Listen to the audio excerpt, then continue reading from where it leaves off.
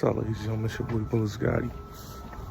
This video right here basically gonna be about, the interview that Benzino did on Drink Champs. A lot of people is basically going at Benzino.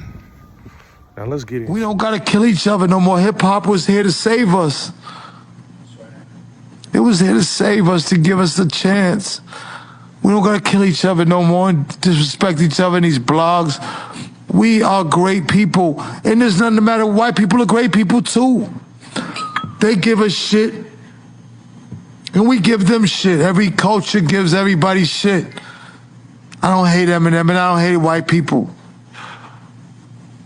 I'm a street nigga. I'm not gonna be disrespected.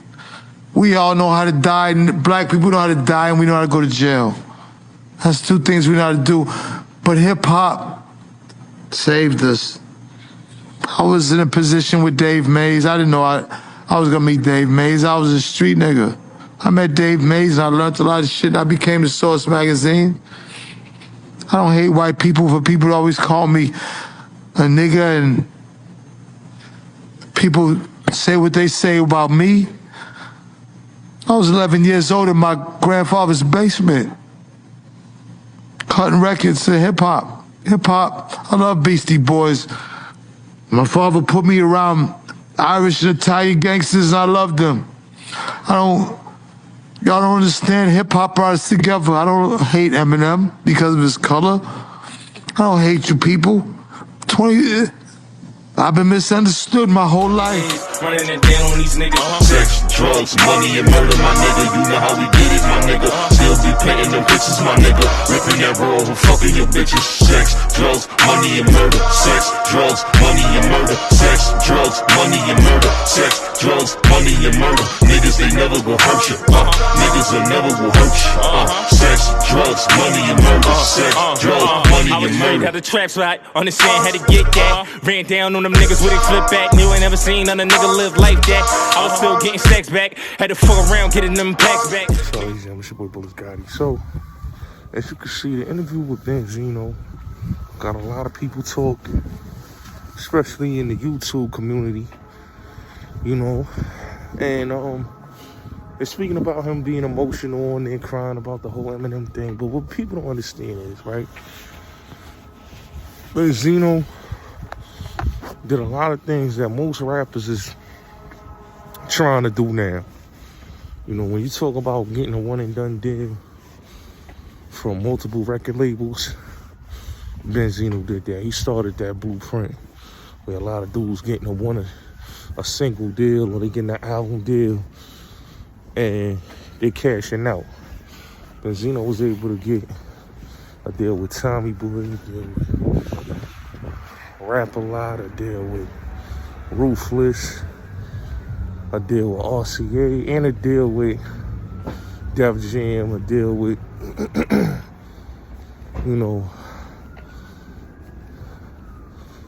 Def Jam, Universal, Motown. So to have them multiple deals that Benzino had in the game, he was a major player in the game.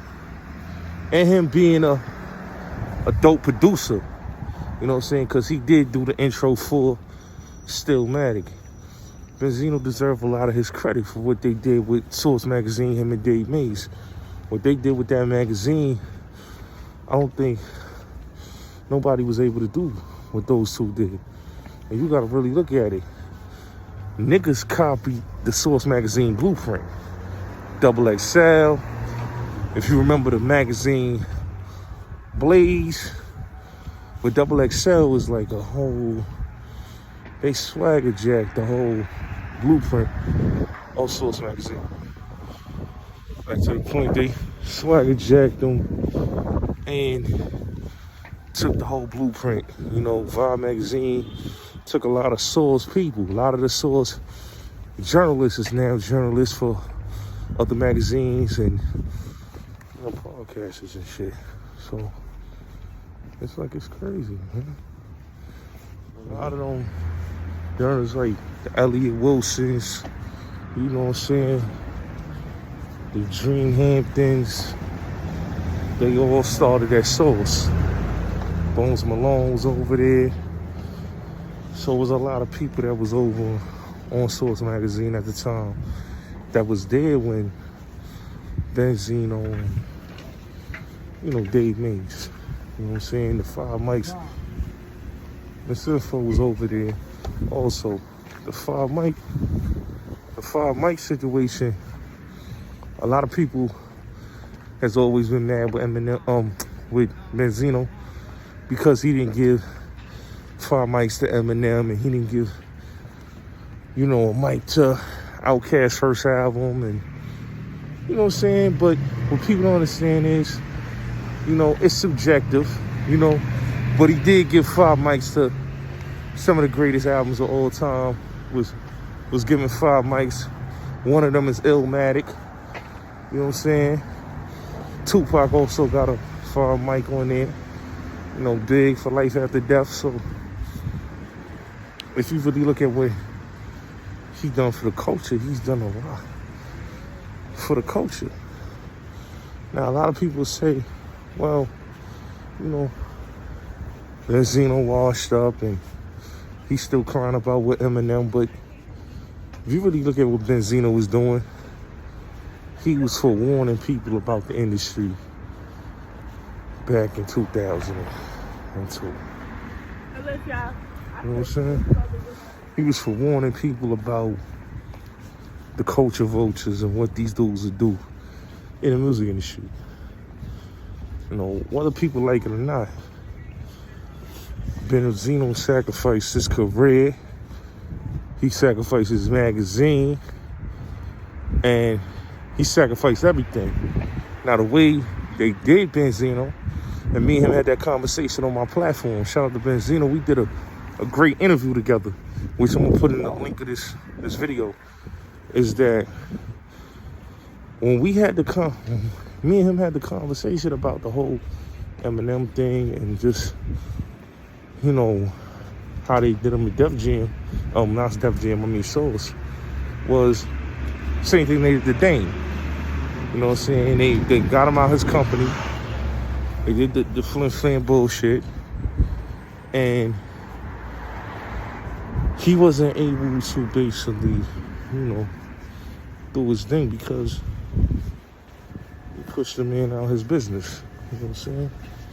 And they used it on some proxy shit, which you got people like I said, the Kim Osarios and all of them, which he's good with them now, but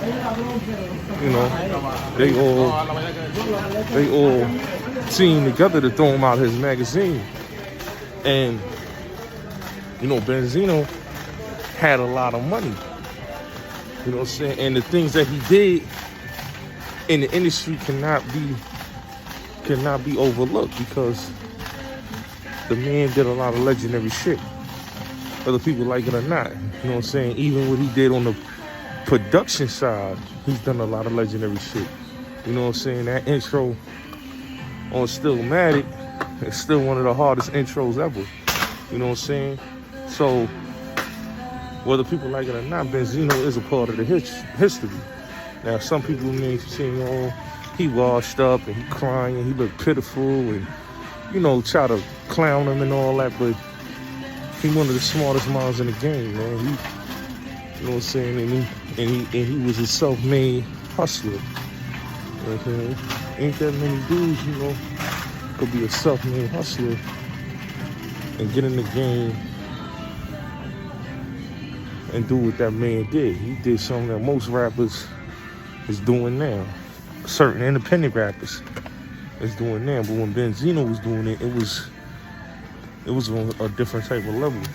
As far as like in the East Coast, you know what I'm saying? This dude was going and getting deals and cashing out. You know what I'm saying? You know what I'm saying? That's what he was doing. You know what I'm saying? Signed had a deal with Elektra, all these record labels. So he was really an inspiration to a lot of people when it comes to hustlers.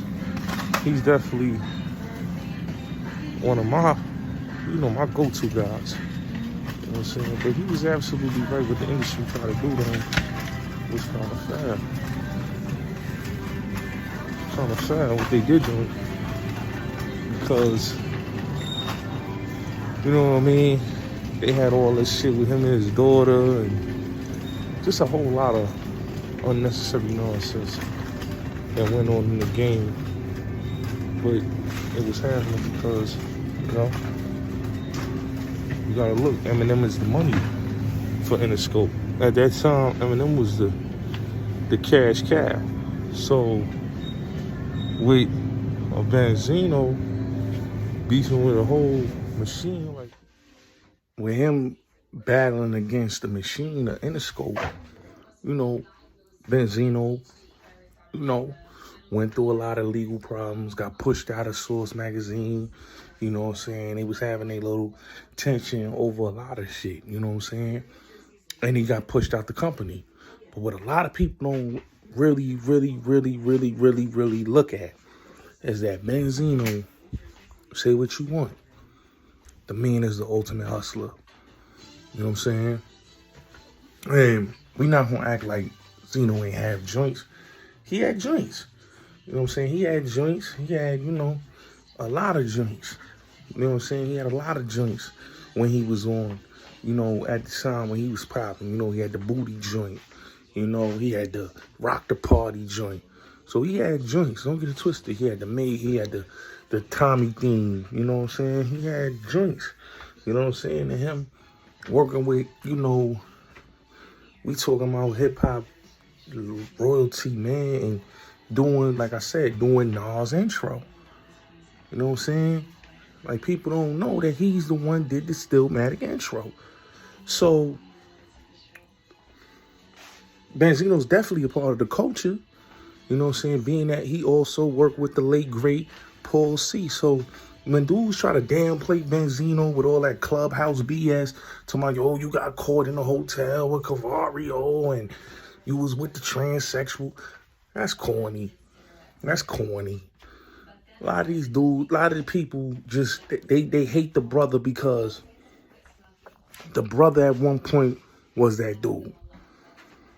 He's still that dude.